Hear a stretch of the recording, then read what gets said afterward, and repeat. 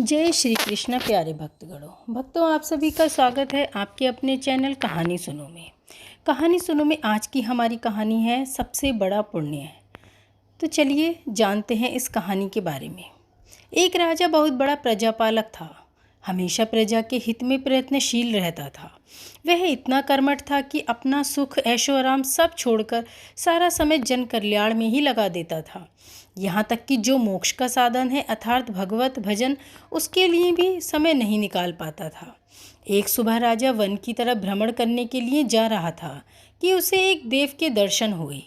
राजा ने देव को प्रणाम करते हुए उनका अभिनंदन किया और देव के हाथों में एक लंबी चौड़ी पुस्तक देखकर उनसे पूछा, महाराज आपके हाथ में ये क्या है?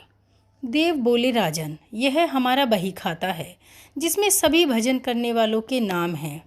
राजन ने निराशयुक्त भाव से कहा, कृपया देखिए तो इस किताब में कहीं मेरा नाम भी है या नहीं है। देव महाराज किताब का एक एक पृष्ठ उलटने लगे, परंतु राजा का नाम कहीं भी नजर नहीं आया। राजा ने देव को चिंतित देखकर कहा, महाराज आप चिंतित ना हों, आपके ढूंढने में कोई कमी नहीं है। वास्तव में ये मेरा दुर्भाग्य है कि मैं भजन कीर्तन के लिए समय नहीं निकाल पाता और इसलिए मेरा नाम यहाँ नहीं है। उस दिन राजा के मन में आत्मग्लानि सी उत्पन्न हुई, लेकिन इसके बावजूद उन्होंने इसे नज़रअंदाज कर दिया और पुनः परोपकार की भावना के लिए दूसरों की सेवा करने में लग गए। कुछ दिन बाद राजा फिर सुबह वन की तरफ टहलने के लिए निकले तो उन्हें वही देव महाराज के दर्शन हुए।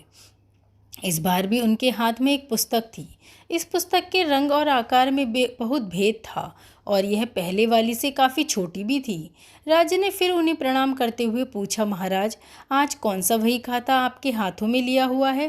देव ने कहा, राजन आज के बही खाते में उन लोगों के नाम लिखे हैं जो ईश्वर को सबसे अधिक प्रिय हैं। राजा ने कहा, कितने भाग्यशाली होंगे वे लोग, निश्चित ही वे रात दिन भगवान के भजन में लीन रहते होंगे।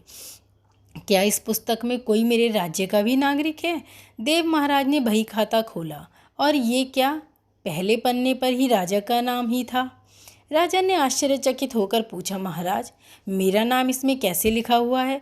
मैं तो कभी कभार ही मंदिर जाता हूँ।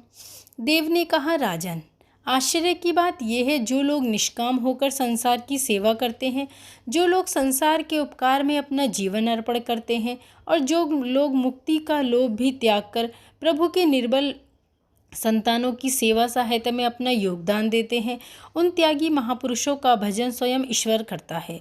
हे राजन, तू मत पछता कि तू पूजा पाठ नहीं करता, लोगों की सेवा कर, तू असल में भगवान की ही पूजा करता है। परोपकार और निस्वार्थ लोक सेवा किसी भी उपासना से बढ़कर है।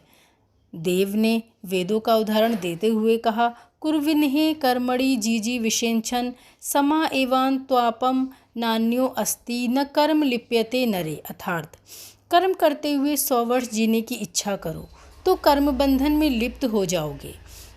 राजन भगवान दीन दयालु है, उन्हें खुशामद नहीं भाती बल्कि आचरण भाता है। सच्ची भक्ति तो यही है कि परोपकार करो, दीन दुखियों का हित साधना करो। अनाथ किसान व निर्धन आज अत्याचारियों से सताए जाते हैं, इनकी यथाशक्ति सहायता और सेवा करो, यही परम भक्ति है। राजा को आज देव के माध्यम से बहुत बड़ा ज्ञान मिल चुका था और अब राजा समझ गया था कि परोपकार से बड़ा कुछ भी नहीं है। जो लोग परोपकार करते हैं वही भगवान को सबसे अधिक प्रिय हैं।